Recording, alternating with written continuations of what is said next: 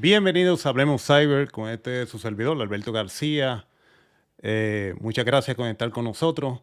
En el día de hoy tenemos un par de sorpresas, así que vamos a ver que se estén conectando antes de empezar e introducir a nuestros invitados en el día de hoy. Esta es la segunda sesión que llevamos en el mes de agosto para toda la comunidad.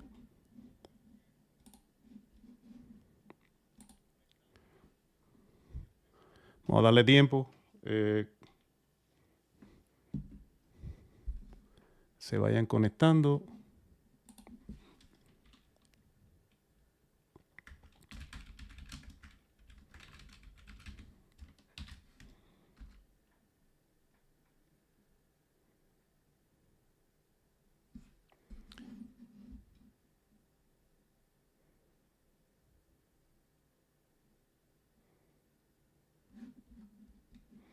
Saludos, Peter. Gracias por conectarte. Me dejan saber si lo ven bien, si se escucha bien. Bueno, siempre confirmar.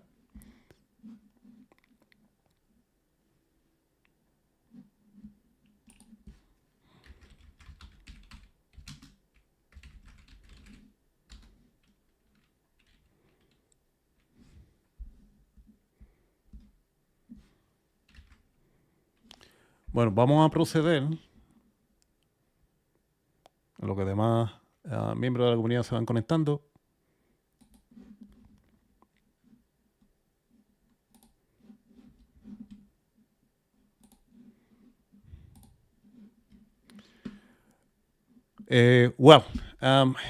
This streaming will be everything in English. Well, most of the thing will be in English.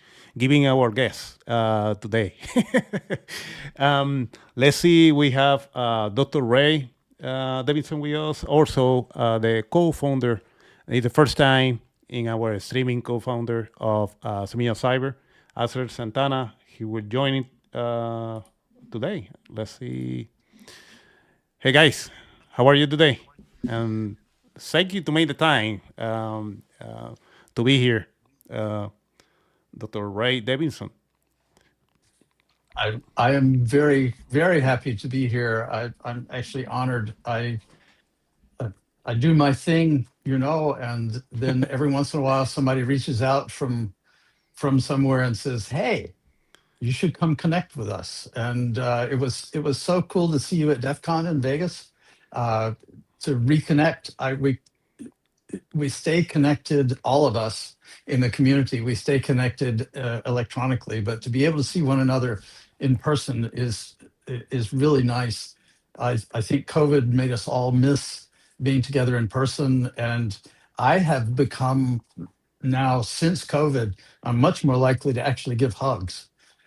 Handshakes are okay, but I like to really feel as a human being there after being apart for that year. So it was great to see you, and I really wish I could be in the room with everybody who's listening and to see your expressions and get your feedback, and make sure that, because I don't speak Spanish, make sure you're not talking about me.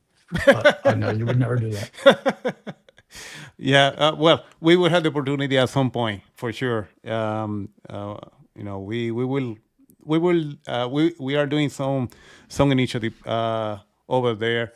I will let you know in a way that you can join into us. That will be the first time for you. You will enjoy Yes. the good weather, good food. Yeah. Yes.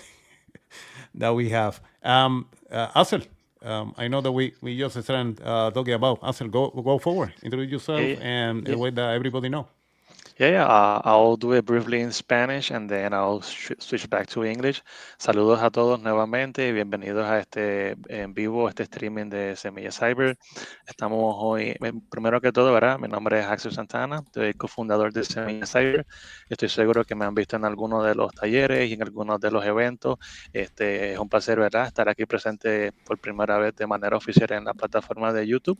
Y para mí, it is an honor today to be also with the Dr. Ray Davidson, and definitely excited and looking forward to hear what he's gonna be presenting about in regards to kindness, inclusion, and community from fear, uncertainty, and doubt. So definitely looking forward to hear what he has to say and about his experience. Right, Dr. Ray, thank you for being here with us today. I really am happy to be here, and I do understand a little bit of Spanish, so don't, you know, Okay. I could understand that what you were saying, but I can't speak. So Well, with that said, Ray, if you are ready, we can start I'm on. with all the content that you have for today for the community. Awesome.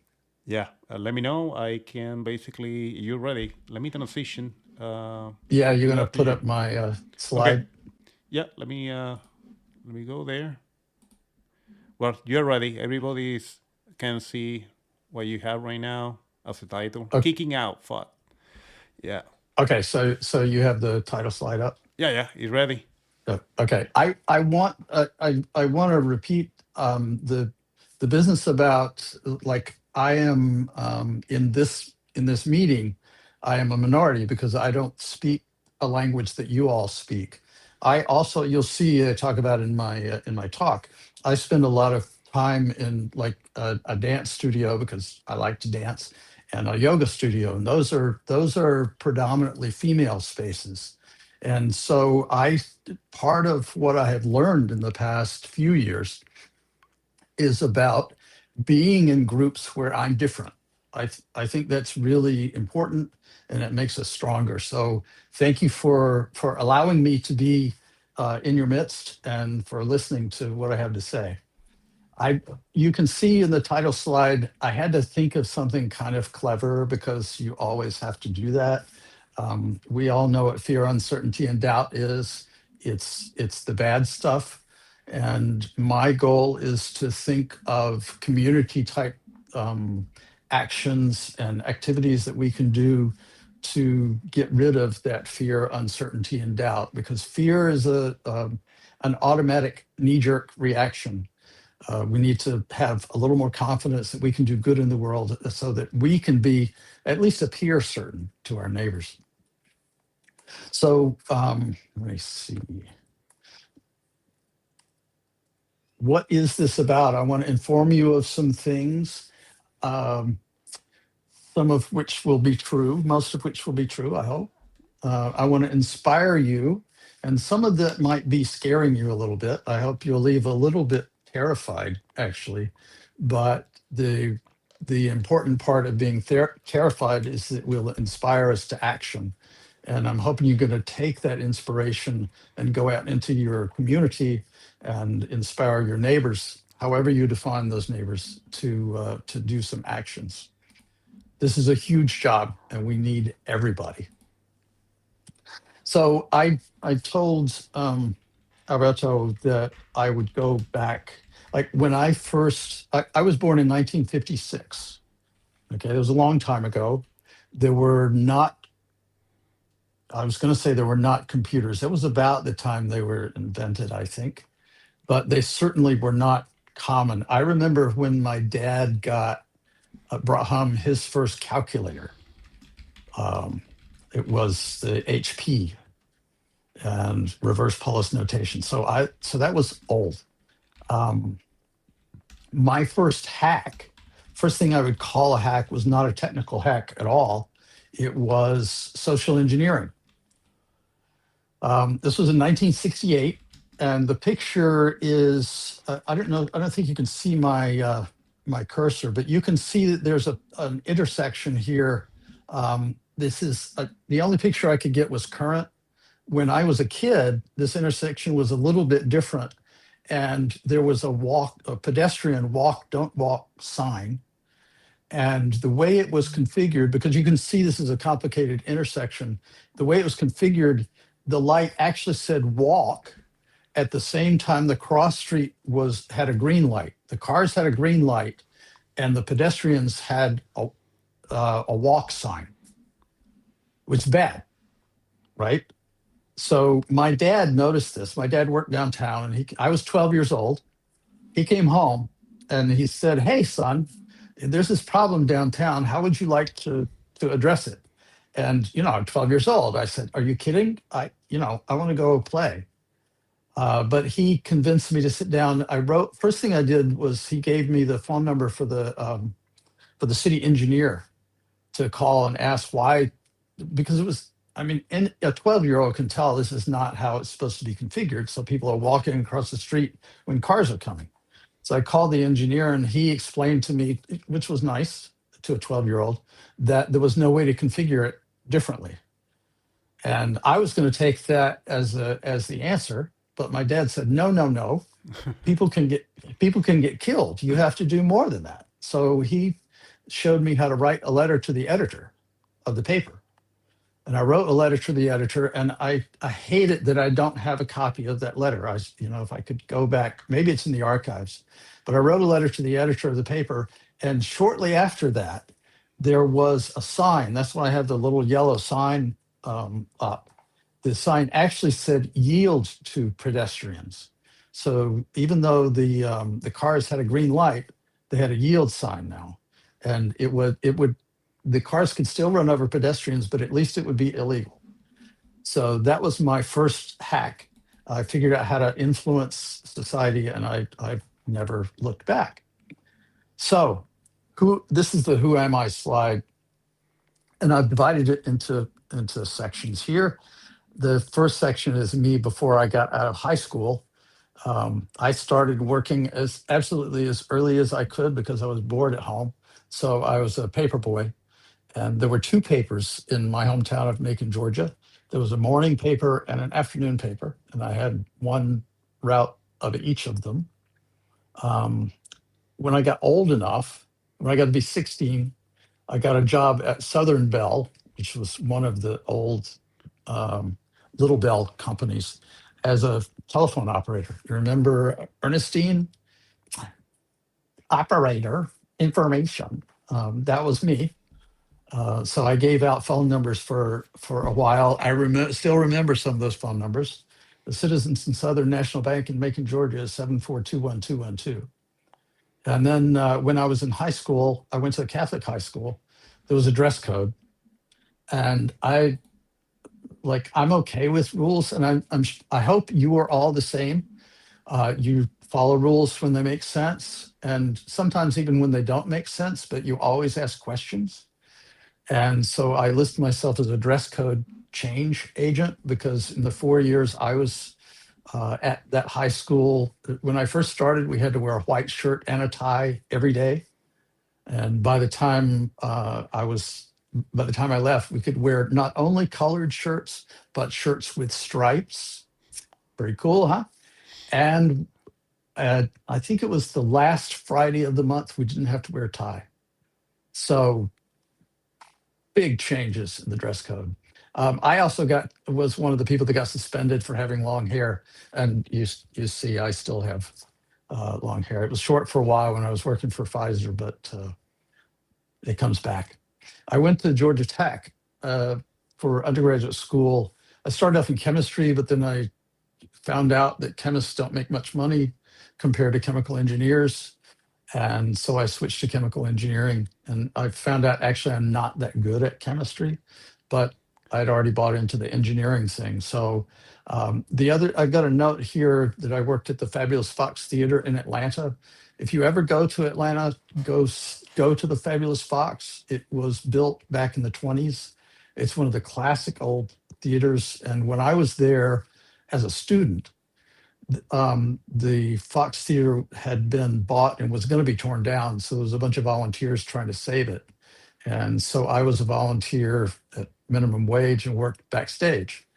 And so I saw all kinds of cool, I saw the Rolling Stones in a 5,000 seat theater.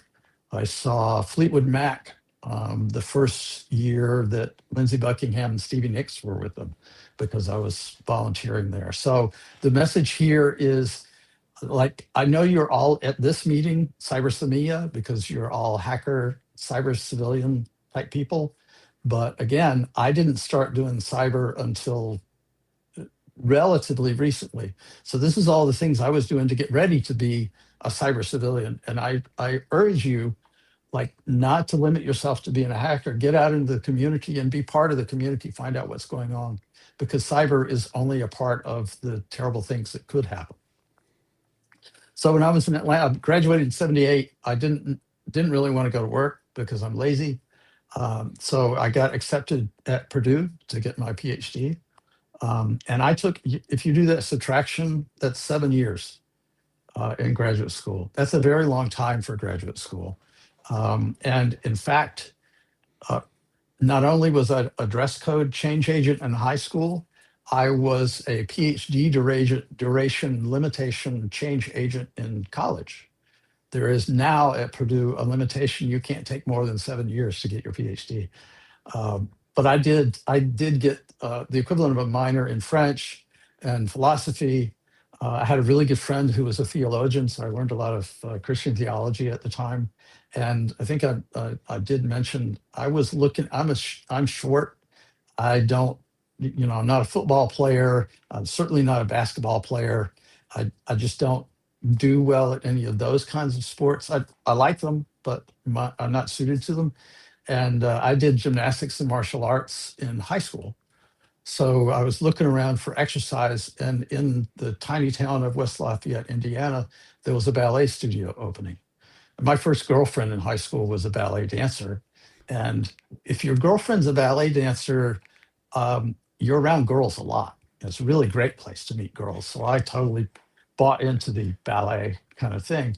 And so I took ballet classes. The only thing was, when I was a graduate student, most of the people, literally, I was by far the oldest person there. It was mostly up to like 12 or 13, 5 to 13. But still, if you're determined, you do what you need to do. So after that, I got my first job as a pharmaceutical scientist. Chemical engineering doesn't sound like it goes into pharmaceuticals, but the work that I did as a graduate student was about diffusion of small molecules in polymers. We did what's called controlled release. So if you think about an implantable, if you take something and implant it inside your body, like there are like Depo-Provera, which is a depot of, I forget what it is. It's a contraceptive. When you can give women an injection of it and it lasts for like 6 months. Same way with dogs, you give them an injection that will release over time. Or an IUD, intrauterine device, is a controlled release device. And so the important part scientifically is how fast the drug that you've got will leave the device. Like if you have a transdermal patch, for some of you probably seen the motion sickness patches that you put behind your ear, or women have estradiol patches for hormone replacement therapy. So I worked on diffusion in polymers and as it applies to pharmaceuticals. So I went to work for a pharmaceutical company called Syntex. If you've ever taken naproxen or Toradol, is an analgesic that is used in surgery now. It's a non-opiate analgesic. I worked on a transdermal patch for that. It didn't work, but I did some research on that. The cool thing about Syntex, two cool things. One is it's located at 3401 Hillview Avenue in Palo Alto. And it's not there anymore at that address. But if you look up the address, that's the headquarters of VMware. So it's Stanford University land, but VMware is now there, I think. I haven't been there a while. And across the street, I passed by it every day when I went to work. It was the Xerox Palo Alto Research Center. And if you don't know what the Palo Alto Research Center, PARC, if you look up Xerox PARC, that's where the windowing interface and mouse pointer, WIMP, that's where that was invented, at the Xerox Palo Alto Research Center. Steve Jobs at the time was working at Next Computer, which was around the corner, and just up the street was the garage where Hewlett-Packard, Bill Hewlett and Dave Packard did their thing. It was an amazing time to be out there. And if I know Alberto has said I've done things, I was just really lucky to be in the right place at the right time. It was amazing. My first computer was a Mac Plus that I got in 1985. So that was before Windows, right? So it was a time of massive change in the computer industry, and I was not in computers. I was in drugs, and the project I was working on was estrus synchronization for dogs. We were trying to create an implant. You know, if you're raising dogs, and the project leader on this project was a dog breeder, and it was very inconvenient when she had dogs coming into heat at different times. So she wanted all her dogs to come into heat at the same time. So that was the project we were working on. So I worked there. But if you live in the San Francisco Bay Area, you know, if you've ever lived there, it's extremely expensive.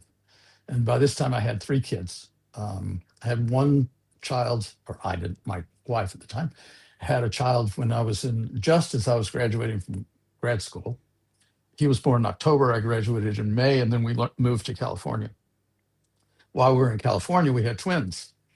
And that means a bigger house. So I had three kids, could never afford to buy a house in California. And the company, actually, they were very good. They realized that I was not the only one in that situation. So they hired a financial planner to come talk to me and look at my finances and see like what it would take for them as a company to keep their young scientists. And the answer was they would have to give me a check for me and every other scientist that they were trying to keep, a check for $50,000.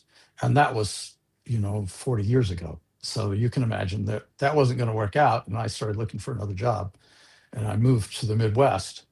I got my job at the Outjohn Company in 1989. And that was, I moved here in May, I believe. And again, moved in May. But just a few months after, it was the big earthquake in San Francisco when the Oakland Bridge fell down, and it was terrible. So again, I was very lucky to get out at the time. You'll notice that if you do the addition, I spent my 18 years in high school up to 74. I was born in 56. Then I spent about 10 years in college. And then I spent 15 years as a scientist, 4 of those in Palo Alto, but I wasn't a computer guy. I was just addicted to it. So, and I got laid off, took early retirement. I was 50 years old, which is, that's not where you want to be forced into retirement. I didn't feel forced. I felt like, okay, this is inconvenient and uncomfortable. And my wife at the time was also working for Pfizer, but she was not getting laid off yet. So we had some time to deal with it. But that's I can't look out and see how old you all are, but trust me, if we all think of retiring at 65, and you can go a little earlier, like maybe 60, 62, you can make some time, but 50 is a little bit early. But I had found, I mentioned that before I got laid off, they sent me to a CISSP boot camp without wanting anything back. Like everybody at the company knew there were going to be changes. So basically there was money there, and you get to decide. There were people that went to cosmetology school. They became truck drivers, whatever. You could do whatever you want. So I got into SANS work study. And again, this is one of those things that I got very lucky about, and it doesn't exist anymore. But when I took a SANS class around 2000, it was called Track 1. It was what became 401, the basic one. And it was amazing. It was just amazing. It was in San Francisco, and I remember staying up till 2 a.m. It was before wireless was very popular, and it was one of those hotels where there's like 2 towers, and there's a bridge between the 2 towers, and from the bridge you can see the downtown San Francisco. And we would go to class until about 6 p.m. and then go get dinner, and the real geeky people would sit on the bridge. The SANS people had run network cables out to tables that were on the bridge. So these long blue cables, you probably have seen that view, and people hacking till 2 a.m. It was awesome. So I took that first class and really got addicted. But going back to work, there wasn't all that much going on. And I got into the SANS work study. Back at that time, it was $500. You paid $500 and you got to take the course. The rule was you had to stay in the hotel of where they were having the conference. So it was like a couple $1,000s for the room, and you had to get there. But the first time I went, it was in Chicago, so I drove. And I actually, the first work study class I did at SANS was actually the CISSP class, and I already had a CISSP, but it was important to me to get hooked up with SANS. And so I went and I did the work study, which meant you go a day early. And at that time, there was still a bookstore. So we'd sit at the bookstore, and you basically had to be the face of SANS to students. And I did that well. They asked me to come back. And so I ended up with several GIAC certifications just from going to work study. And part of what you got was an attempt to do the certification. And, that was just a real deal. If you could get essentially $2,500 to get a cert if you do the work. Yeah, right. So yep. Just a comment for some of the community that they maybe don't know. SANS is very recognized institute, for more than 30 years, that they offer cybersecurity training. I think the most of the contract that they have is from the federal government. And what you say, I wish we can pay that amount of money for the course right now, because if you check in the website, SANS Institute, I think they .org, is very expensive. One training can cost $8,000, $10,000 right now, plus certification, right? Yep. They have the branding, very recognized, but it's not affordable for many people. For sure, for me, no. Too. Just is the company sponsor you, take the advantage and do it. That's right. Yeah. Yeah, that's good point. I would not recommend, as you say, if your company will sponsor it, it's awesome. You should go. Mm-hmm. And if you have to take a week of vacation off to study for the test, it's really, really worth it. But you're right. There's about $8,000. Back when I was doing this, the courses were like maybe $2,500. But it is not a good value anymore. And you're right. They get most of their money from the federal government. And when I was at SANS, it was like a startup. It was fun. It's not like that anymore. Mm-hmm. But from my history, I got a huge boost from that. I don't know.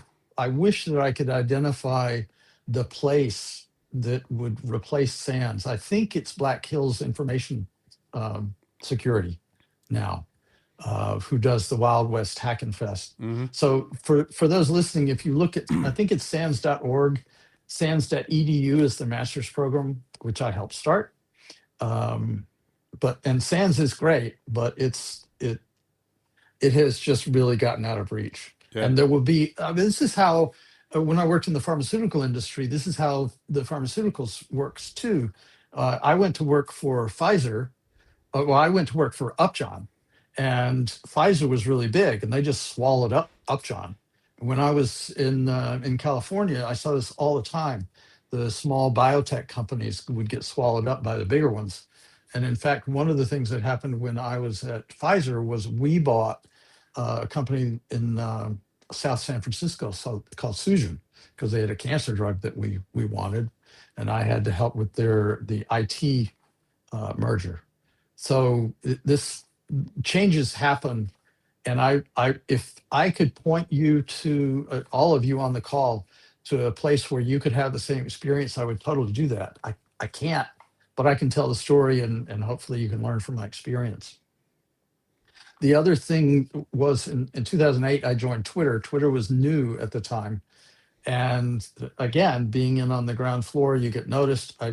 I wouldn't recommend Twitter X all that much anymore, but at the time, it was a way to trade information about cybersecurity. And I got noticed by a guy at Purdue who was looking for somebody to teach, somebody that had a PhD. And it didn't matter that mine was in chemical engineering, it wasn't in computers. They needed PhDs. So I taught at a regional campus of Purdue for 2 years. And that was, it was fun, but it was extremely difficult in my personal life. I would have to get in the car on Sunday afternoon, drive 2.5 hours over to the Hammond, and I stayed in a hotel until Thursday night, and then I came home. I had done this same thing for a while with Pfizer. I would fly out to Connecticut. The company had a plane, so we would fly out on the company plane, some of us, and work out in Connecticut and then fly back. But it's not a life that you want to live. So I quit doing that. I also stopped drinking. So it was really hard. During that time of transition from not teaching anymore, I got a call from Stephen Northcutt, who was the president of SANS, this big company. And Stephen had a dream of starting a graduate school, of doing some like real education, not just doing cyber hacking training. So he had a dream of doing this for a long time. He wanted to start a master's program, and he needed people with degrees to do that. So he called me up and said, "Will you come help me?"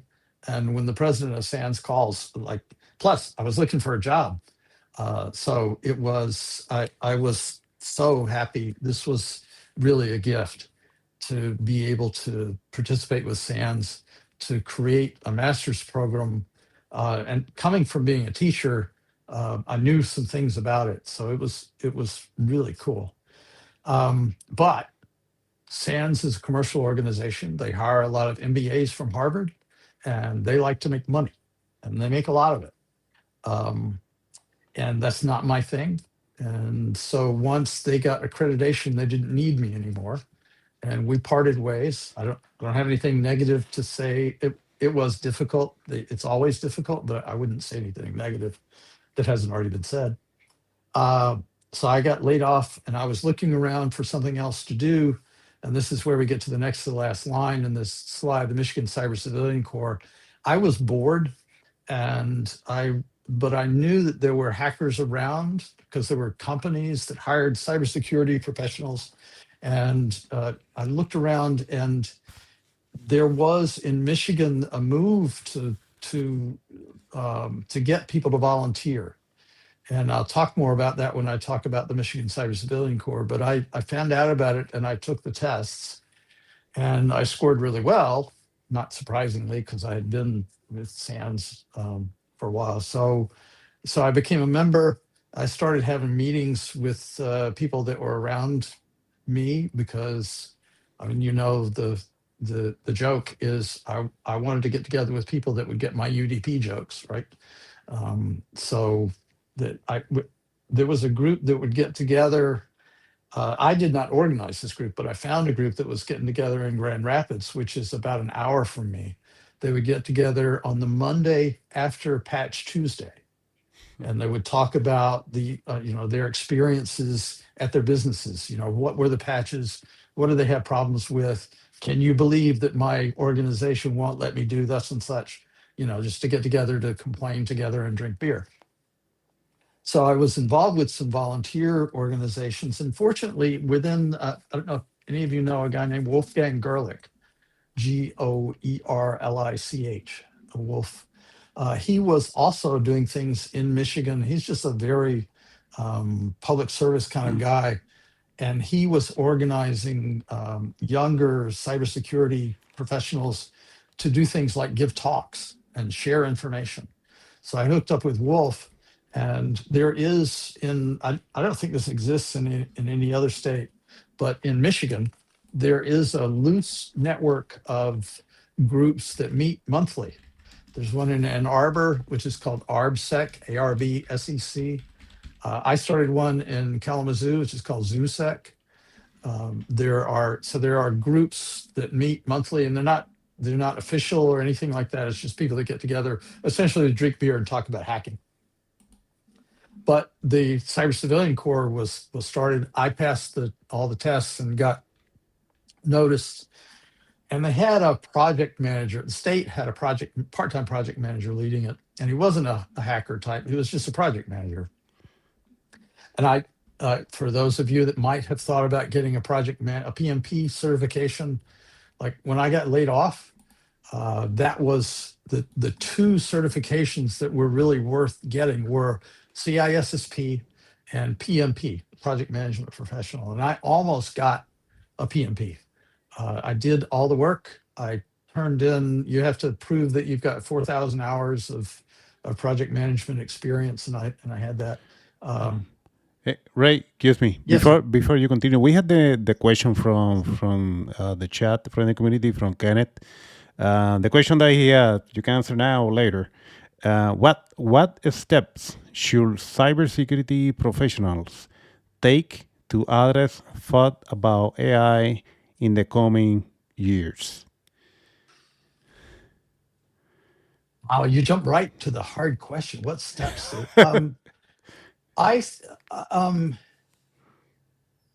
Somebody asked. I can ask it now. It's interrupts the train of thought, but it's a good question because I actually have somebody that asked me to try and work on this, to tell local governments how to avoid getting phished by AI phishing, AI hacking. I don't know. I'm going to have to do some work on this looking, but I don't think that AI is really any different. It's a social engineering thing. And we are approaching, like, depending on how long you've been around, it used to be like you could do things, you can knock a server over with a SYN flood, or you remember how people used to predict sequence numbers, and that was how, what was the original hack that Clifford Stoll discovered? But like, hacks used to be technical. Now the hacks are on people's brains. And it's a very good question. I don't have a really good answer, but that kind of is the point of the overall thrust of my talk, is that we can do a lot of technical things, and I love the technical stuff, and that's why we get together. That's why we got together on the Monday after Patch Tuesday, was to get together and share information and talk about hacking stuff. But never did. The only reason we talked about the people and the way that they thought back then was, users are stupid and we all have to protect them from themselves and all that kind of thing. Now it's a real, like, I'm scared for myself now. So I wish I had a better answer, but look, here is a thing to remember from this talk. I don't have any answers. I hope I have some good questions, and I have maybe some half answers, and I hope that we can work together to come up with answers, but nobody has the answer anymore. If it was ever the case, and it kind of used to be, but it used to be there were only 3 presidents to remember too. So this is what happens as we get older.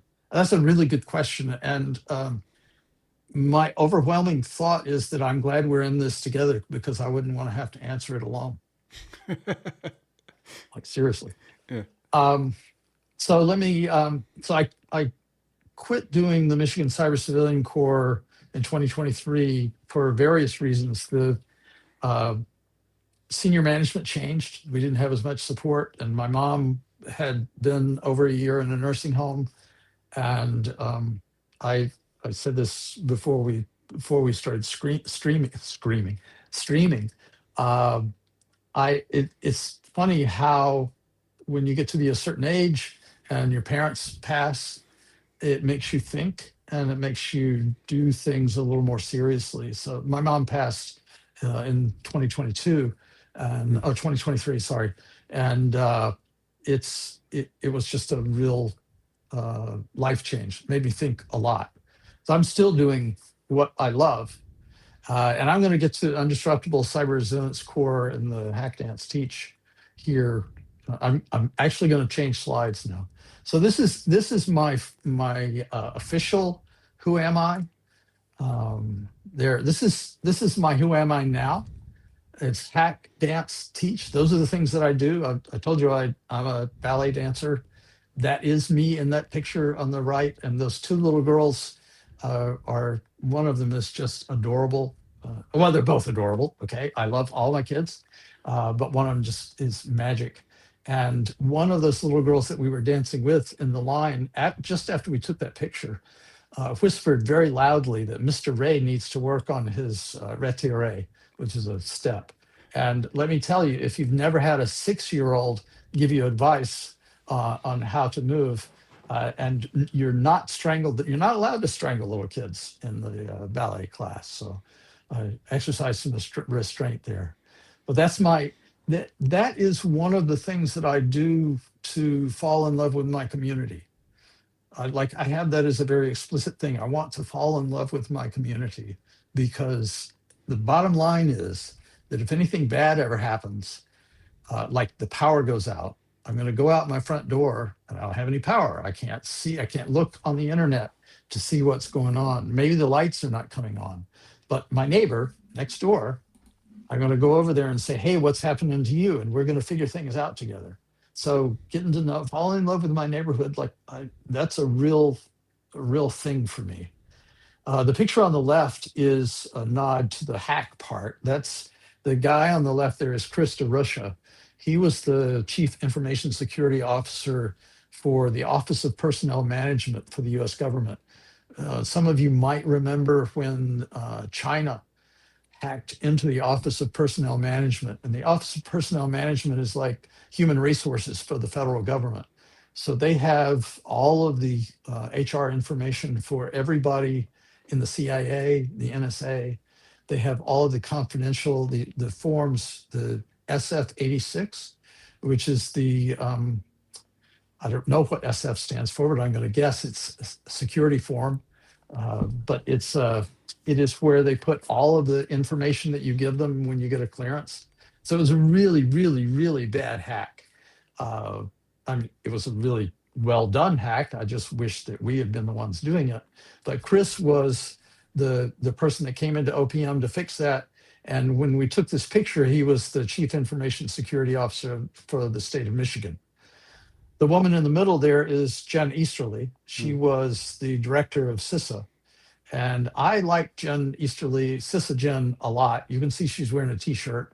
I've seen her wearing go-go boots. She was military and then she went civilian and then she went back into the government and said that when she went back into government, she was determined to bring her whole self back into government, not just her government self. So she also is, she's just a very nice person. She encourages teamwork and people to listen to each other. She's a good team leader. And you can tell there, I'm really proud to be standing by those two people. And the picture on the right is taken from the vaccine in my community. In Kalamazoo, there is actually a Pfizer manufacturing plant. And so some of the Pfizer COVID vaccines were manufactured in my town. And we gave vaccines in a warehouse facility. And that's where that picture was taken. And the governor, I reported at the time, I reported through the governor. I reported somebody that reported to the governor. And everybody that reported the governor took a 10% pay cut. And we were to do something to help the community. And so I volunteered to help give vaccines in my community. And the challenge there was we were in this big space, and you remember everybody had to be 6 feet apart. And this was working with members of the public in a big space that had very bad acoustics. And it was really difficult to talk to people. You know, we're all wearing masks. You couldn't stand close to each other. So it was really difficult to get to communicate with people in ways that would cause them to take the appropriate action. And I was always having problems with people running into each other, or I would tell them to go over here and they would go over there. So I went out to Amazon and I bought these, the airport wands. And instead of pushing people, telling them to go over there, I would go stand where I wanted them to come and do this. And it worked. And not only did it work, but people would laugh. They would come around the corner through these, you can see where they're walking past the cones, and they would see this idiot standing there with the cones. And there would be sometimes where they'd play music, you know, where the speakers in this, and sometimes they'd play the local rock and roll station. And I was bored. And you have to, it was a big space, so I was having to move a lot. And I remembered my dance moves. And maybe you've seen the video of the policeman, I think in Philadelphia, New York, some big city, and he's standing in the middle of the intersection, and he's doing all this, you know, directing traffic and all this kind of stuff. So I just did that, and again, it would make people laugh. It got them where they would want to go. It raised spirits. It was awesome. So that is my job description now: is hack, dance, and teach. And they all go together. But first, so that's me, and I spent a way long time, much longer than I wanted to. But the thing that that you probably know me for is the Michigan Cyber Civilian Corps. So where did that come from? I have some QR codes. I promise that I have not intentionally introduced a Rickroll. Promise, I don't do practical jokes. I've tried to annotate where they go. They might go to the wrong place, but it won't be a Rickroll. This Mike Assant used to work for NERC, I think the National Electric Research, something or other.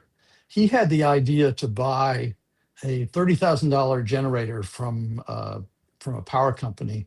They moved it to the Idaho National Lab, and you can look at this Wired article. It's an excerpt from this book, which is a very good book.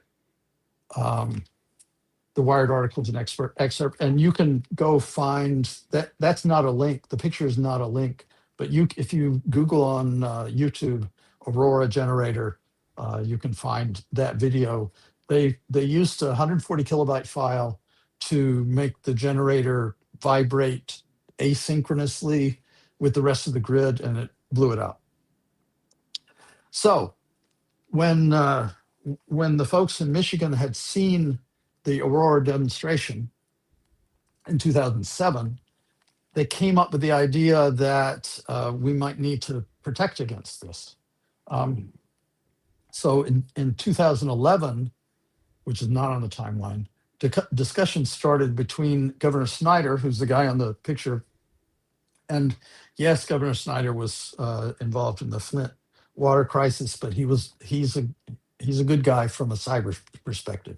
So he was having talks with his CIO, the chief technical officer, and there was another friend of theirs that had been at the National Defense University, and they wanted to spin up a cyber range because they knew there were some geeks and some hacker types in Michigan. And I don't know if you know the geography of Michigan, but we have a like there's an upper or a lower peninsula, and then at the top there's an upper peninsula, and this is what everybody does in Michigan. This is our map. But the upper peninsula is north of Wisconsin. It's way far north, and it gets very cold there, and it's not very populated. So if one of those generators went out in the upper peninsula of Michigan, people could die. And so they had the idea that we need to have hackers that we could disperse up there if anything happened. So they created I mean, that's a long-term goal. So they basically wanted to take a workforce development approach, create a cyber range, and give people something to do while they were training. That was the Michigan Cyber Civilian Corps. It was created initially as a partnership between the state, Merit. The Merit Network was one of the first providers of internet service in the United States. It was probably the company that was providing the internet to Purdue when I first started using the internet back in the 80s. But the internet became commodity. They were not making enough money, so they wanted to spin up this cyber range. And also the Michigan Department of Health and Human Services. After a little while, in 2016, I think I started in 2015, but we took Merit out of the picture because they weren't doing what we needed them to do. Consolidated management under the state with Merit as a partner, and we added some training. This was it's kind of a complicated story, but this is the first time we got to offer SANS training, and it was a grant from the state. Don't know that wouldn't happen again. It was an accident. It was a happy accident. Somebody snuck that in, and we had a guest CISO who put $400,000 in the budget, and nobody asked questions. I see the timeline. I remember because I started working with Merit for the server range between 2017. Okay. Using the service, I remember when I identify my C3 and to the SAMs about the courses was on the good offering, right? At that time, Yeah. you had the benefit to you join and pass all the Right. exam. Yeah, you can take the trainings. Yeah, it was. Yes, I believe this QR code is to the Michigan Cyber Civilian Act, but it's not a Rickroll. The MIC3 is the first state-sponsored all-volunteer force of cyber defenders. There are other states that have groups, had even back then, but they were associated with the National Guard. We were the first all-volunteers. It was about 100 people. Originally, it was just, they started it just if the governor decided it was an emergency. But the whole idea that, this is the thing that I changed. The whole idea that if a generator goes out in the Upper Peninsula and people don't have heat, civilian hackers are not going to be allowed in to help. I mean, maybe one day, but at this point, no. And they're not, if they went up to the Upper Peninsula, all we would be doing is handing out water bottles for, or something physical. So that was not a good goal. And I convinced them that we could start helping local and county governments and agencies. And we also would help healthcare and education, because those are local governments. Healthcare and education are three things that everybody needs, and they're likely to not have cyber resources. So because we had, you remember I pointed out Chris DeRusha came from the federal government. Because we had him, he had access to a bunch of legal resources, and we were able to get Public Act 132 of 2017, the Michigan Cyber Civilian Act, passed. And that's what the QR code is. It includes requirements for membership and requirements for the Corps being activated. And I should say the act has been updated in 2018. So why be a member? Rachel mentioned this, the training opportunities we gave. These are the 4 classes that we had while I was there. We did 504, which is the beginning hacking class and incident response. We did 511, which is monitoring. So that's like, how do you know? First thing we did was the incident response process. The second thing was, how do you know things are normal? 572 is network forensics. That was a great class. I love that class. Yeah. That was how to respond. And then we did security onion, because at that time SANS was beginning to get expensive. We had good collaboration with the National Guard and the state police. I think they really appreciated being able to collaborate with hackers. We had a really good relationship with them, which is not always the case with law enforcement. From professional development standpoint, it was an advantage because we got, like I said, you got to be with people that would laugh at your UDP jokes. And most people that were volunteers, they wanted to do good things for their community. So being able to do that, providing a platform for them to do that was a real benefit. We did exercises, and this is a generic slide, but monthly we would have a conference call with everybody. Quarterly, we tried to have a face-to-face meeting. We weren't able to do that always, but we tried to have a day-long exercise and maybe use backdoors and breaches. That was as we weren't able to afford SANS so much. Backdoors and breaches comes from Black Hills Information Security. It's a card game like Dungeons and Dragons. It's really good. In the summer, we tried to do our SANS classes, and then in the fall, there was the North American Cyber Summit, which it's called International because you can see Canada across the river. So here are the requirements for membership.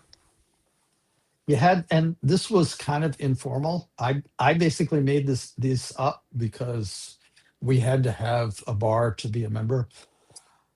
Excuse me. So you had to have 2 years of experience, and that was based on your own say. You had to have 1 certification, and really the bottom line for this was Security Plus. And I got that from a friend who used to work at NASA. I think Security Plus is a really good sort of lower level baseline. We were going to try and move to a DoD, the Department of Defense requirement, just to get something standardized. It would have been DoD 8570. You had to have a signed letter of agreement from your employer saying that they supported you being absent for as many as 10 days. Sort of like the National Guard, but there was no way we could enforce this on employers. So it was basically, this was an excuse we gave people an excuse to go talk to their boss. And the workload was 5 or 6 days for training. SANS classes are 6 days. We would try to do 1 or 2 one-day exercise and then some community volunteering. I don't think we ever got up to 10 days, but this was the goal. The application process, you could still go through this, but it's not being babysat very, very well. You apply at micybercore.org, and that really is just filling out a form. Then you get a link to the first test in your email. As an applicant, you've got to pass 4 of the 5 tests. There's a basic security class that asks for like ports and protocols, like what port does DNS run on, that kind of thing. There was a beginning incident response and an advanced incident response and beginning and advanced forensics.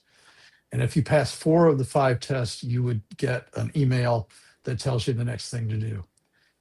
I will say that these tests are very old now, and I would not use them anymore. When I left, that was one of the things we needed to do, is update the tests.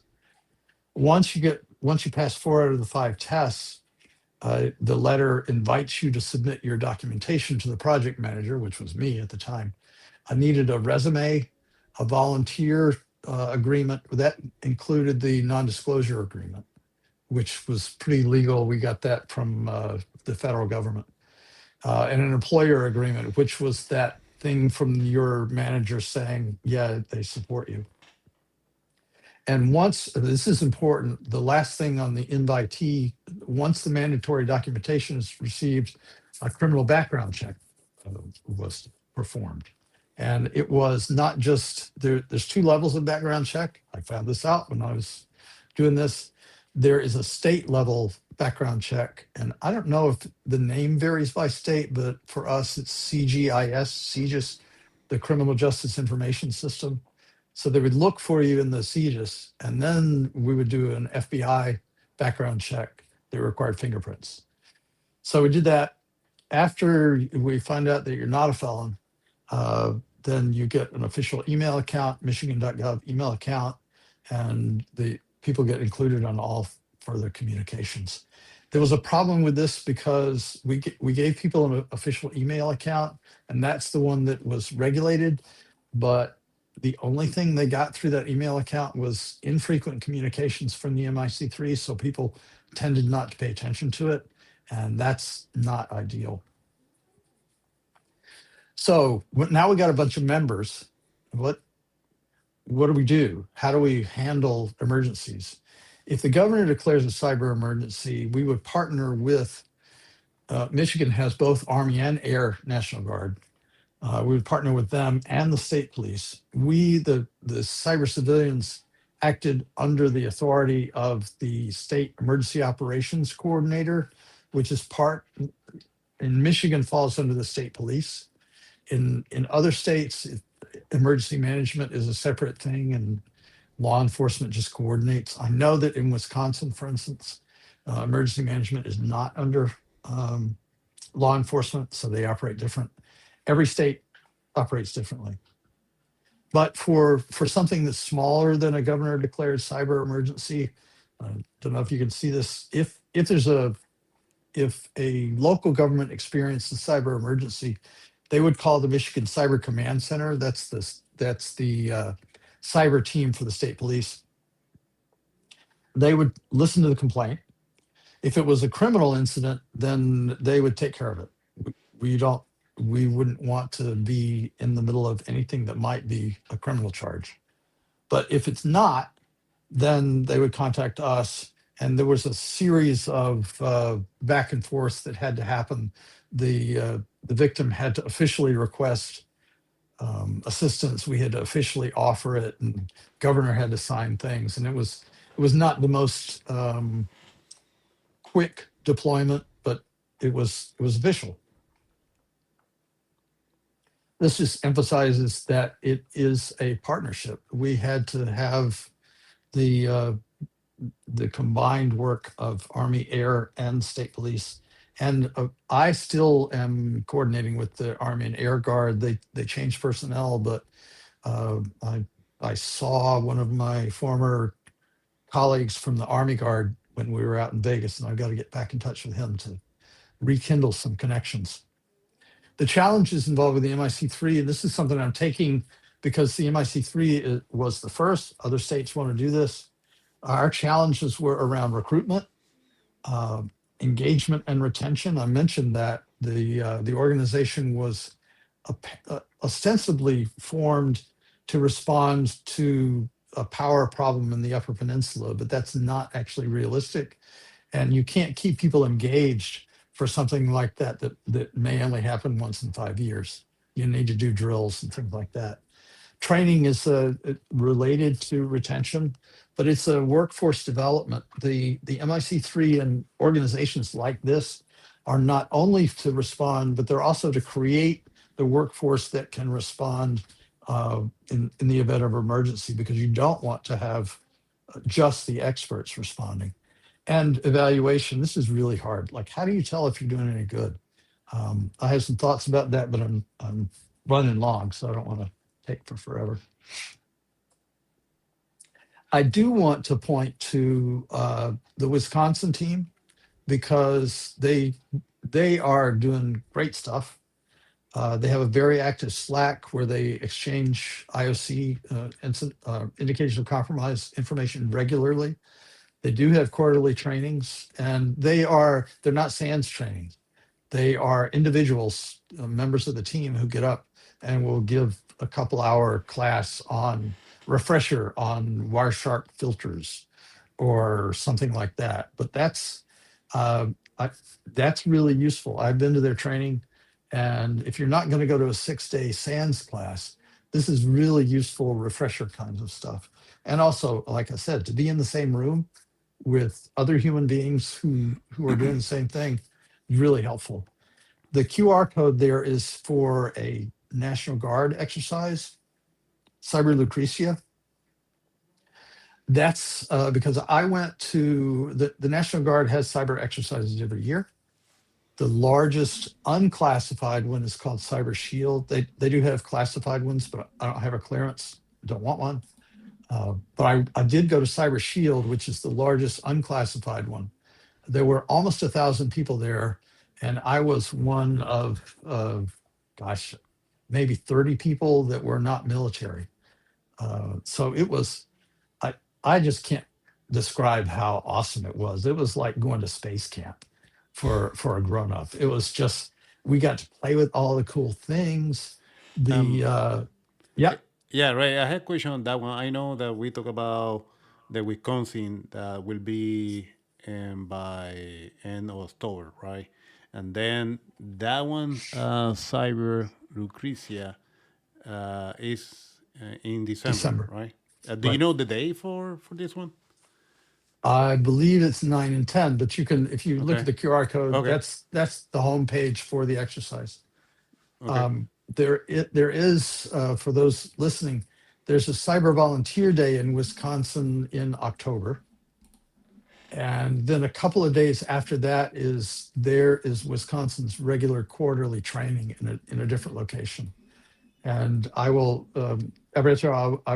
I still owe you the details of registering for that training.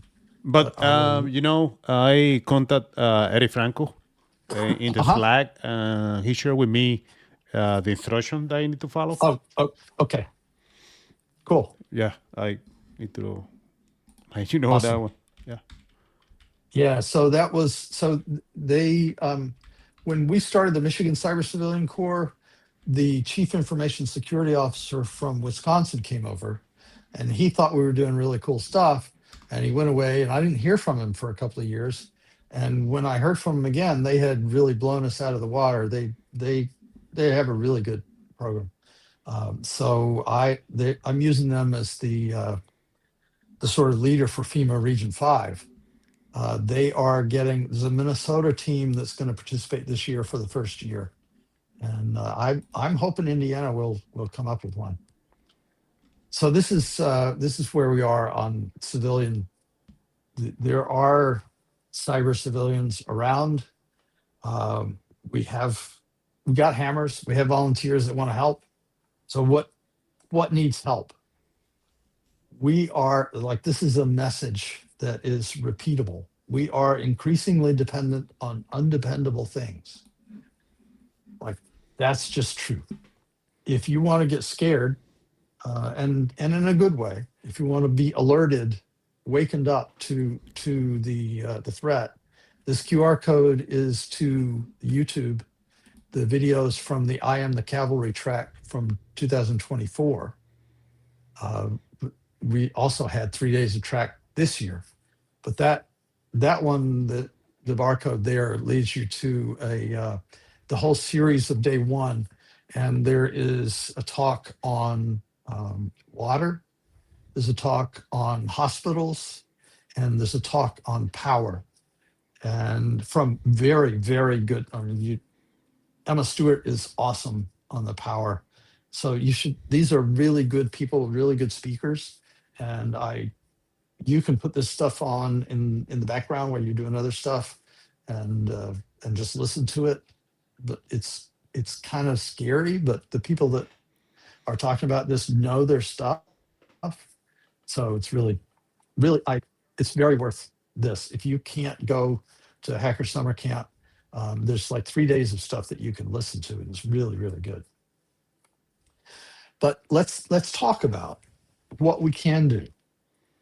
Some of you probably are familiar with the 16 national critical infrastructure areas. CISA defined these. These are the resource areas, which if they got attacked, it would be a problem. And so people that work in agriculture and food need to be cognizant that there could be cyber attacks. Healthcare and public health, the defense and industrial base, this is supply chain for Department of Defense. All of these different things are critical infrastructure areas that DHS has defined. But these are the resources. That's not how we use them. So FEMA has come up with a different way of crosswalking this. And this is kind of a busy slide. I apologize. But they divide this into things that are important for human beings. And they list the resources under them. And they divide it this way because when it hits the fan, we're going to be addressing things not by the resources that are affected, but by how much it hurts and where for humans. Like if we're not able to provide medical care, it doesn't matter if it's because no water, no power, whatever, we have to be able to provide medical care. Critical lifelines, it's like critical infrastructure for incidents. It looks at the continuous operation of critical government and business functions. This is like, we got to keep people breathing, driving around, communicating. We have to keep things operating so that we can fix whatever's wrong. And when we have a disruption in any of these critical lifeline services, we have to take rapid response to stabilize the incident, okay? So where do we have this kind of problem? The phrase that we often use here is target-rich, cyber-poor. And here's some examples. Rural hospitals in the United States serve 57 million people. That's 20% of the total US population. You've probably heard things about rural hospitals with the coming Medicare cuts, but that's only one threat to rural hospitals. You lose power, that's a problem for 20% of the population. Nonprofit electrical co-ops. These are nonprofit, means they don't have a whole lot of extra money. They serve the vast majority of the US geography, 92% of persistent poverty counties. 92% of the people that are cyber poor, poor, electricity poor, also have poor protection for that electricity. You have by now heard of ransomware attacks being linked to death of patients. In 2020, the ransomware attack on the University of Vermont forced their cancer center to turn away 75% of patients for a month. I don't currently have cancer that I know of, and none of my family has suffered from cancer, fortunately, but I know people that do. And if you're not able to go to your life is already torn up if you're having to go for cancer treatments. You find out your hospital is closed and you have to drive 4 hours to Boston, in this case, people are just going to give up and die. I mean, literally, it's a death sentence for people. And we can do something to help that. This last one, cyber criminals had stolen over 69 million in food stamp accounts from 143,000 low-income households. So this is people skipping meals and borrow money or going into debt through no fault of their own. This hurts my heart. So I'm glad you're there to help. Hospitals in particular are very dependent on water. These are all the things that are dependent on water. And having spent, anybody that spent time in a nursing home or hospice knows you can't do without water. There's I think 75% of the activities that go on in a hospital involve wiping bottoms. And that sounds funny, but if you don't have water, sanitation goes away. And without sanitation in a hospital, you can't do anything. I mean, it's not just that you can't do surgery, you can't wash people's hands. So it's a really bad thing. Hospitals will shut down within hours, literally.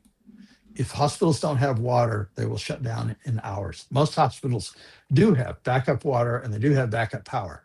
So that's why they don't shut down. But without backups, they will shut down within hours. It's a scary thing. Water in particular is decentralized in the United States. We have 153,000 systems serving 80% of the US. 90% of those systems serve fewer than 10,000 people, which, that's good because it means that if you whack one, only a relatively few people, which is, fine if it's not one of you, if you're not one of them. But smaller utilities also have inadequate funding. They got no way to have, are they going to have a cybersecurity person on staff? They're lucky if they have an IT person. We have 16,000 publicly owned wastewater treatment systems serving 3/4 of the population. And those are vulnerable to all sorts of things. One of the things I talked about with Cyber Lucretia is, I don't think I have a slide from this, but we will be working at Lucretia, we'll be working with a water treatment plant, that is located in Indiana. And that's the physical hack that happens, is a water treatment plant. There is a facility in Indiana that the Department of Defense purchased from the state, and it has a water treatment plant already there. The Department of Defense purchased the 3 most common water control systems and installed them there. So the Army and anybody that wants to can go to this facility and try and hack those. I shared the link for the registration just to that everybody can see it. Awesome. It's in the chat, and what I see here, basically, they say that will be between December 8 to December 10. That's Lucretia. Yep. Yeah. It's like if anybody wants to be part of it, let me know.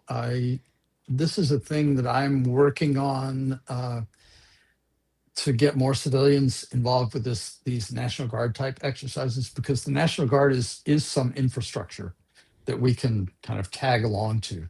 So we can put individual civilians, onesie twosies, kind of on this. Like I just went all by I got somebody to put me on a list, somebody that was on staff before, to go to Cyber Shield, but I just went as a civilian, and it was awesome.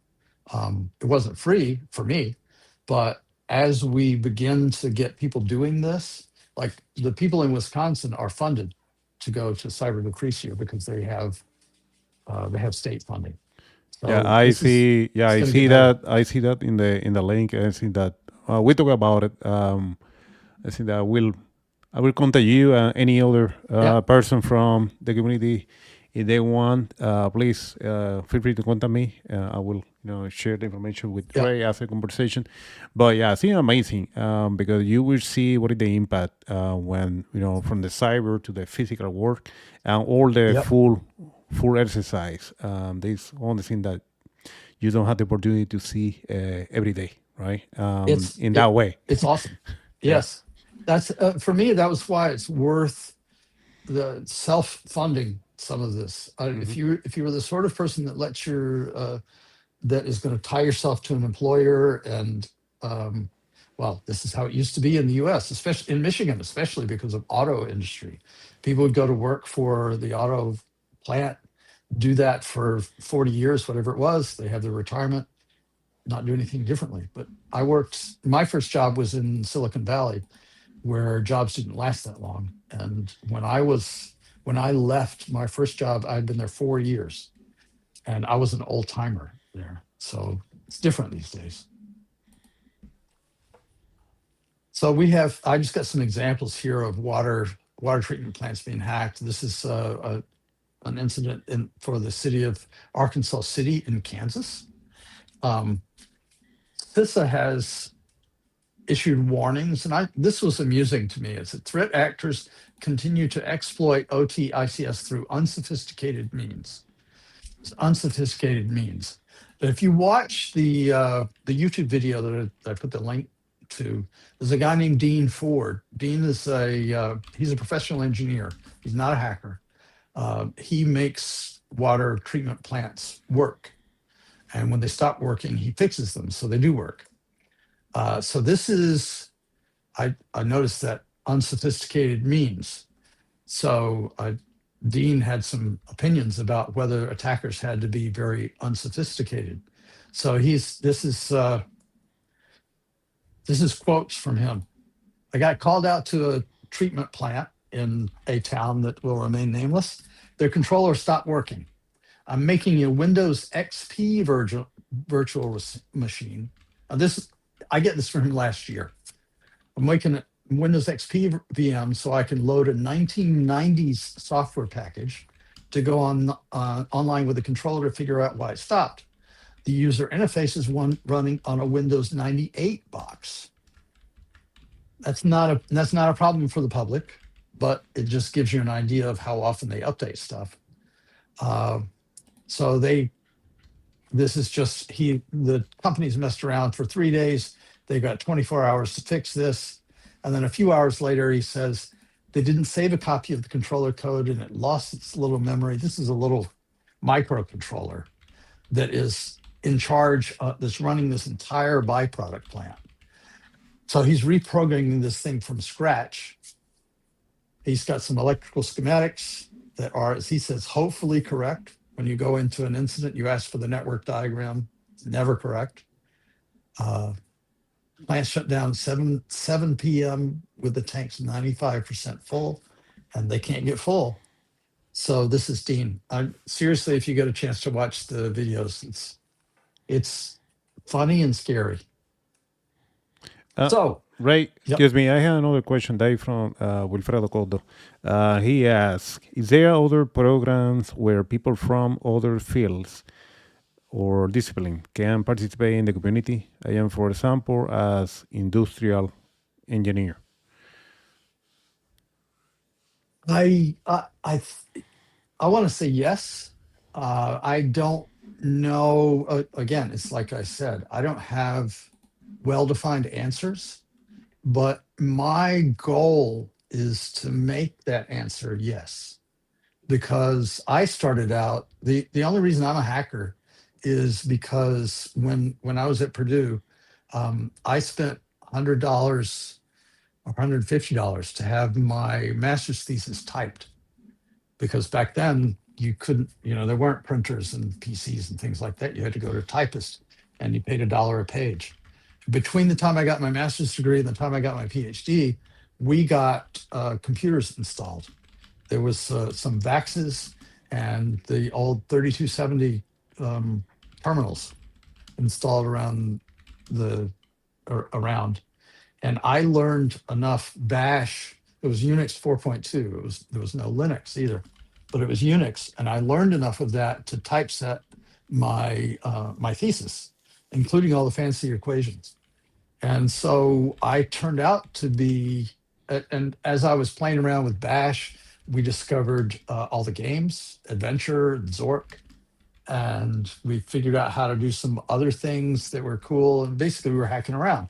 I read thousands of pages of man pages. And so I was not a hacker. I mean, I was not a cybersecurity person, but I was definitely a hacker because I printed out the manuals, just like you always do. Just like Dean says here, he's got schematics. This is what hacking is. It's going out, finding the information to address a problem. So the question of, can industrial engineers contribute? Like, there's not a place where you can say, if you are an industrial engineer and you want to help with cybersecurity, then go to this place. But what I would say was, if you want to help your community, look around for places to contribute. Dean Ford, the guy that talks about water, he says, one of the things he says in his talk, I was just listening to it, is that he's not a hacker, he's a professional engineer. So he got, I don't know definitely where to go, but there have to be places. And if there are not, we need to make them. Like, seriously, I'll help. Yeah, I will say to Koto, Koto asked that question, but Koto is our volunteer helping us there with everything that we are doing from promotion and education point of view. But for sure, going forward now that we are, I don't know, in that presentation, Ray, you will talk about your involvement with the cyber resilient core. Yeah. Okay, we will get there. This is, I'm almost done. So, but the question is, if this is all terrible, why doesn't the government do something? And the government is trying to do something. This is water system restructuring assessment rule. The barcode goes, or the QR code goes to the Federal Register. This is some legislation that's been introduced to require water treatment plants to protect themselves better. But industry group has, the industry has groups. There's the American Water Works Association, the National Association of Clean Water Agencies, that's for cities, and the National Rural Water Association. Those are all three different ones. And I went out and found they have all three issued statements objecting to the regulations. And it's not, like, this is just always how it goes. The government wants to do something, and the industrial association says, yeah, we see why you want to do that, but that's going to hurt, and can we do it this other way? And the government says, there's always the back and forth. It takes forever, and in the meantime, the public suffers. So there's resistance from industry groups. There is the Loper-Bright SCOTUS decision, the Supreme Court decision, that is overturning the ability of Congress to provide oversight. It's more complicated than that. I don't want to get political, but basically it's the last thing. There's a decrease in regulatory oversight, and the government is becoming less powerful. And so, not that the water industry is bad, but we as the public don't have advocates in the legislation. So that's an example where the government is undependable, and we are increasingly dependent on undefendable things like the government. But wait, it's worse than that. This is a brief. You guys know probably that President Xi of China has said he wants China to be ready to take Taiwan by 2027. And I'm not going to go into the details of that. I have no idea whether it's possible, but whether it's going to be 2027, 28, 29, 30, you can look out, and we're going to change the president in this period. It will be politically unstable. Mm-hmm. So it's not going to be fun. So it's worth reading just to stay up to date. You all know, I hope you've heard of the typhoons, right? Volt Typhoon targets Soho routers as C2 for initial attacks to exploit. It used Fortinet. It's a bad infection. Flax Typhoon is not so much US, Taiwan and Southeast Asian countries, but this is China doing stuff, relying on lol bins. And Salt Typhoon infiltrated the facility. CALIA is communications assistance for law enforcement. CALIA is the process that law enforcement uses to get information from ISPs. And so they maintain, ISPs usually maintain a separate parallel system for stuff that has to be maintained secret. But and CALIA allows piercing that. The Chinese have infiltrated CALIA protected systems.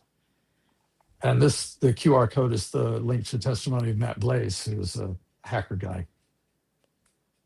So in summary, infrastructure is vulnerable.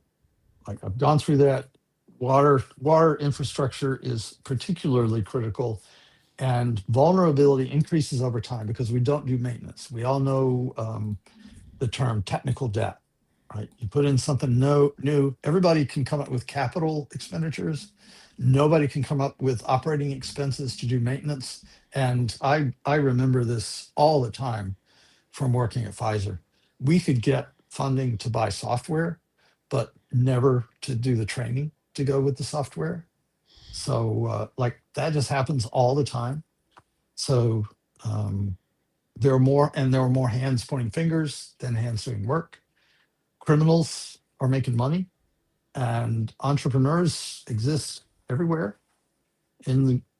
If they exist in government, they rapidly leave government because it's hard to be an entrepreneur in government. That's why I'm not there anymore. But it's a cat and mouse game, and we are potentially in a heap of trouble. So I know that I can hear you all shaking in your boots. You're all terrified, and you want to know what you can do in your neighborhood. We all have different histories. I grew up with Mr. Rogers, and Mr. Rogers is one of my heroes, along with Jimmy Carter and my dad. Those are the three people that I look up to, the three guys. And Mr. Rogers, he's got a neighborhood, and he takes care of his neighborhood by being nice. And that's what I'm trying to do, is be Mr. Rogers. So here's what you can do. You can join InfraGard. I have to think InfraGard operates in Puerto Rico. You can read about it here. Yeah, they have the chapter over there. Because I was in Puerto Rico first in the InfraGard chapter. I think that some conversation that I have, I think that I has Xavier in the chat. They're not too active right now, but I think that they are getting back based on the recent conversation that we have. But before my time over there, yes, was active. I participate different meeting with them. Now I am in the Indiana InfraGard chapter. They are I believe this QR code goes to the InfraGard webpage, but it says they are not taking applications right now. There was a problem. Yep. There's an authentication problem, which is really bad if you're InfraGard. It's embarrassing. So they're still recovering from that. But InfraGard is a really good place to point to. So keep in touch with InfraGard. The thing about InfraGard is that you don't want to be calling the FBI for the first time on the day you get hacked. It's much better to know who your special agent in charge is. So if you ever have to call them, you already know them. So it's about building community. Some communities have a community emergency management team or a community incident response team. And if my community does not, I wish they did, but they have different sort of setup. But regardless, it really helps to know the terminology. This is a link to the most basic course on the incident command system. If you're ever going to be involved in incident response, this is the language people are going to use. And it's really this is free training. This is free from the government, and it's probably really boring, but it's really useful. And I believe you can get documentation that if you passed it. So if you want to, while InfraGard is kind of not being very active, you can still learn some things. And this is a thing you can learn, how to talk to each other. The National Incident Management System, I know that in some of the other projects I'm working with, we're talking about the incident command system training. So if you're looking for things to do while you wait for it to hit the fan, this is a good one. Ready.gov is always good. Ready.gov it's kind of basic, but as I said, when the stuff hits the fan, if you wake up in the morning, or if you wake up at 3 o'clock in the morning and your power has gone out and you're not the only one wandering out your front door in your PJs, these are the kind of things that you need to be prepared. Like, you should have water, because if you can't turn on the tap and get water, it's going to be a problem. Think about if you have pets. Make sure you have medicine. Make sure your pets have their medicine, and make sure you got you may have seen I have a dog, so I have spare dog food just in case.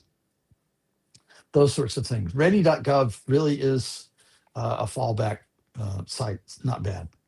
But this is the one I'm most excited about, the Cyber Resilience Core. This is a joint project with the Center for Long-Term Cybersecurity at UC Berkeley and the Cyber Peace Institute, which is based in Geneva. They have an American part now. This was started kind of quietly last year, funded by Craig Newmark, who we'll talk about. But the in this year, the things they've done have built stakeholder engagement to build up an ecosystem. And like I said, this has been mostly kind of behind the scenes, but there's some infrastructure built and some people that have some experience. There is a community cyber defense roadmap, and the QR code is there. Some really good stuff in there, especially if you want to give presentations. I got some of the stuff for this presentation from here. And online shared resource development, that is, should be this QR code, which is where you can sign up. And I know that Ciberseguridad is signed up as an organization. This is the link to cybervolunteers.us, I believe. And it's a collaborative effort between the Cyber Peace Institute, the Berkeley Center for Long-Term Security, that's at the University of California at Berkeley, and DEF CON Franklin, which is an organization started, an effort started last year at DEF CON. And it is one of a couple of organizations, the umbrella type organizations that are being spun up. It's become clear that Michigan started a state program, Wisconsin started a state program, Ohio has one associated with their National Guard. I think Maryland has one with their National Guard. So there are these programs around the country, and it has become obvious that we need an umbrella program to address some of the common issues. And that is the Cyber Resilience Corps. And I have to say that it is with support from Newmark Philanthropies. Some of you probably remember Craigslist. Craig in Craigslist is Craig Newmark. Now he engages in, he's like, I think he might be 70, but he's like kind of my age. And he is great. He's Jewish. He was greatly influenced by Sunday school teachers who had escaped the Holocaust and taught him all of these things, which are basically, to be nice to one another. We're responsible for each other. We should be neighbors, and we should tell the truth. So and help make sure that we can all get the truth. Remember that security is confidentiality and not just confidentiality, but it's integrity and availability also. And we forget those two. And those two are really important. If if your medical records are not available, they can be confidential all you want, but you might die if your health records are not available to the doctor that wants to do surgery on you. So Craig he's a good guy. He's a total geek. He wears pocket protectors and stuff like that, but he's a wonderful man. Volunteer for stuff. If your state has a volunteer registry, join it. Excuse me. Puerto Rico does not have one. Michigan does. And we used the Michigan Volunteer Registry for initially for the MIC3. And I will say that I will be going, I think in 2 weeks, over to the Battle Creek Hospital, because hospitals have to have mass casualty drills every so often. So I will be going over. I have to be there at 6:30. We have at the local university, they have a maquillage, which is makeup department, where they will make you up as injury. I've been a burn victim before. The local airport has to have mass casualty exercises for TSA every 2 or 3 years. And I have been lying on the tarmac under a school bus for 20 minutes waiting to get picked up, because the school buses they ran these two school buses together as if they were the fuselage of an airplane. And they had dummies hanging out the windows, and some of us real humans lying on the ground. So if you volunteer for things, my point is, if you volunteer for stuff, even if it's not cyber, emergency management is emergency management, and cyber is only one threat. And so if you get involved in this kind of stuff, like I showed you the picture of me helping do vaccinations. Now my local health department calls me, and they call me to direct traffic in the parking lot, because I directed traffic in for vaccines. And that's not cyber at all, but still it's me helping. And because I help doing those things, I know people that that do the more regular emergency management. And I developed that relationship. So when it hits the fan, I already know those people. Even though we're not doing cyber together, it's still emergency management. And I know I can call those people and have some credibility. The other thing I would suggest, if you don't have an amateur radio license, when communication goes out, amateur radio is a way to communicate with people.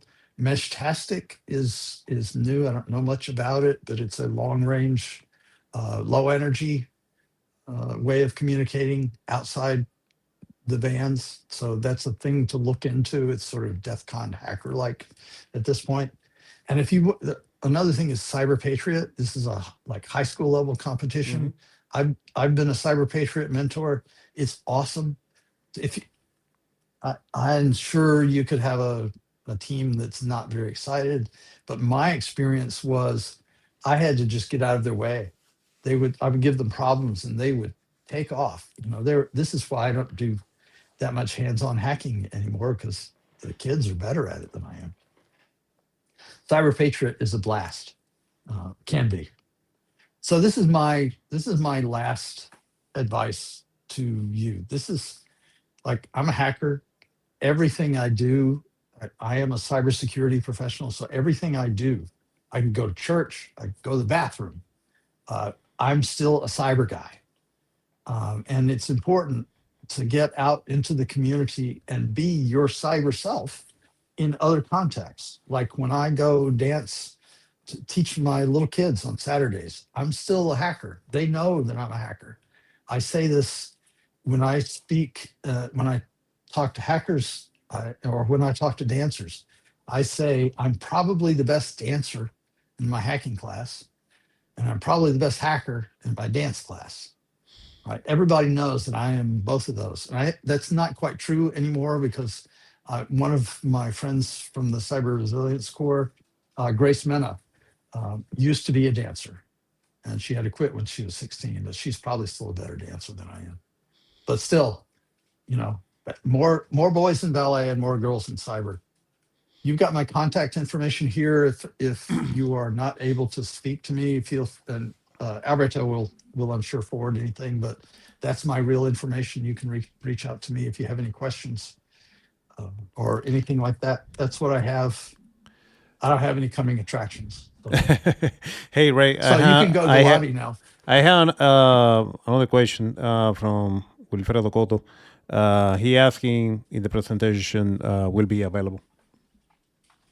Well, you have what I presented, so you can make it available. You can send me an email and I'll be happy to send you what I got. It's not 10 megabytes, I think it's 8 megabytes. Yeah, we can work on that for sure. The recording will be available after the streaming too, but yeah, I will be in contact with Ray to see what we can do. And we can share in the Discord channel from Semilla Cyber. Yeah, another point I want to highlight is you see all the opportunities there. And Ray is, basically, describe what you can do. But you are in Puerto Rico, I know that some of you already volunteer for Semilla Cyber, but if you are listening to us now and you want to be a volunteer, please, you can go to the semillacyber.org and you can submit there, put in contact with us, and we can have that conversation with you and see, what we can do. Now with that, as a member of the Cyber Resilience Corps, really is a great opportunity. More things are coming because we will finally expand our service in critical infrastructure for Puerto Rico. And helping the community there, and then going forward to other places too. That is a great opportunity. You want to be a volunteer and be part of the team too. Please contact us. Ray, thank you very much. Very informative presentation. Really did awareness for everyone. Great information there. See the participation of the community today. I don't see any other questions for Ray. but I have one. Let me know if you can answer that one. I saw that the Michigan Cyber Corps. You said that they use or train about use security onion. How they use it? We did the training for Security Onion. Okay. That's what the mention was. Security Onion is frequently used, and it was when I was at Cyber Shield, the National Guard uses it, and I know that the Security Onion company also has big contracts with the Okay. federal government. They also, do you remember the Target hack? Yeah. Mm-hmm. That's when Target got hacked, they needed to clean up, and they reached out to a guy from Michigan, Okay. Paul. I forget his last name. He used to be the CISO at Spectrum Health, which is now Corewell. So Target hired him to come over, along with Gurkhan, right? The Grand Yep. Rapids. Mm-hmm. That Chris, what's his name, that runs Gurkhan, went with him. And at Target, they installed a bunch of Security Onion installations. That's what they used to protect Target. The way that it is used is to spin up like basically a VM, and Yeah, I and was watch I traffic. was thinking if basically is you get the call, right, and you need to Mhm. do incident response. If they will use in that way, or if they basically deploy the infrastructure, I don't know, in different agency department, and they are using like real time monitoring. Is that the case? That was more like Well, it's better to have it pre-installed and do the real-time monitoring. But we're also talking about if you do an exercise, like when the Cyber Shield exercise was the way it was configured was one state or a part of one state got hacked. It was the idea was that there was a food conglomerate. Think of Monsanto, somebody that sells seeds. They do genetic research. They grow stuff. So the issue was that one state, maybe where, say, Monsanto had plants in Indiana, and Indiana would report that Monsanto got hacked there, and then all of a sudden you get a report from Iowa that there's a hack of a Monsanto facility there, and then there's one in someplace else, and all of that filters up through the intel, through the FBI, who begins to say, hey, this is happening all over. Maybe we need to coordinate a response. So at that point, you have people, different states coordinating.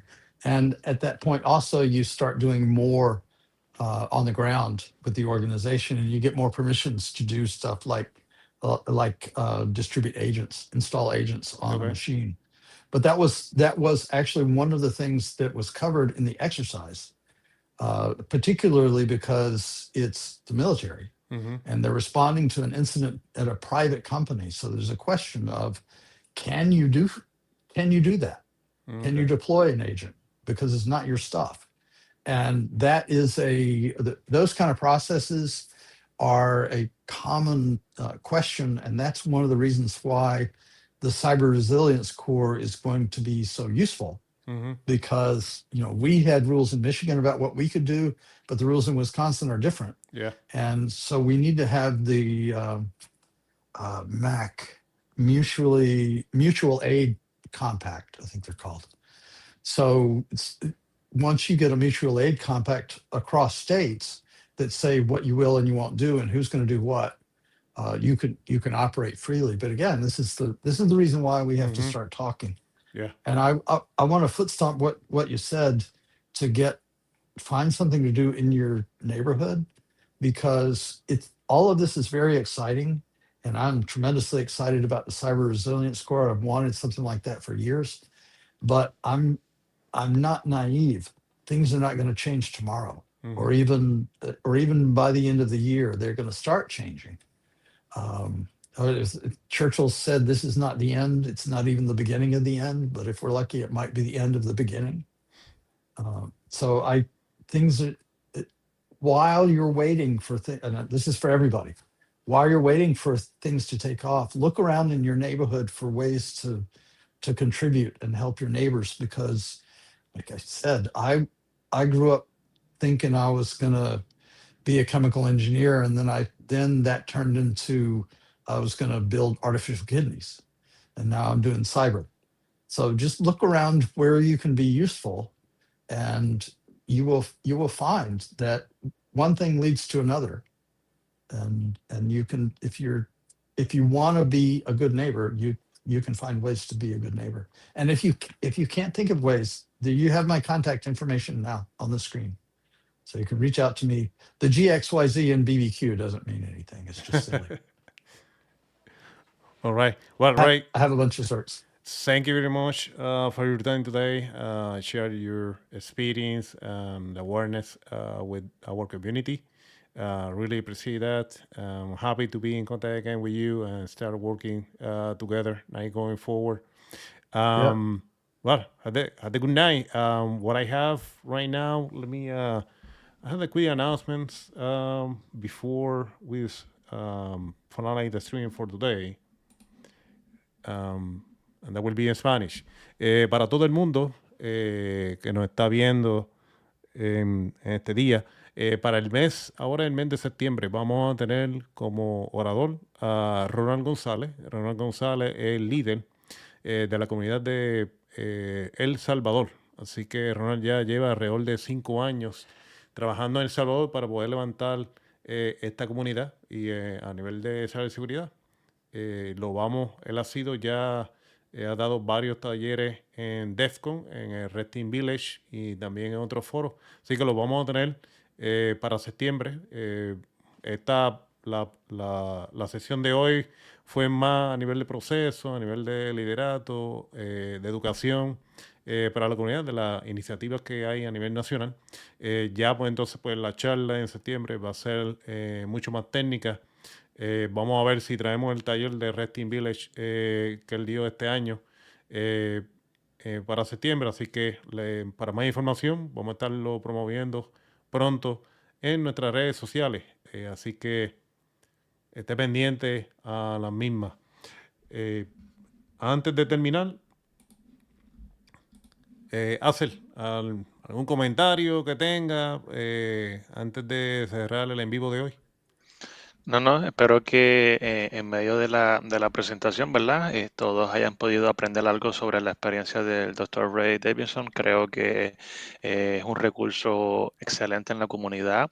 Creo que hay mucho que podemos todavía utilizar de manera diaria como líderes en la industria, y creo que para poder seguir cultivando no solo la comunidad de Semillas Cyber, sino la comunidad latina, hispanohablante de ciberseguridad, tenemos que ser intencionales en muchas áreas, y muchas de las maneras que podemos llevar eso a cabo es siendo partícipes de diferentes iniciativas como las que el Dr. Ray nos estaba compartiendo. Así que definitivamente ha sido una gran presentación, y espero que, ¿verdad?, aquellos que pueden entender el inglés hayan podido aprovecharla y tomar nota de la misma. Bueno, pues muchas gracias, Axel. Y ahora sí, cerramos el en vivo de hoy. Nos vemos en el mes de septiembre. Está pendiente en las redes sociales. Si es la primera vez que nos escucha, suscríbase al canal, denos like, active la notificación para que esté pendiente de lo nuevo que hay y las nuevas redes sociales. Y nada, estaremos pronto compartiendo más información de las otras actividades que vamos a estar llevando a cabo en el mes de octubre en Puerto Rico. Así que estén pendientes. Nos vemos la próxima. Hasta luego.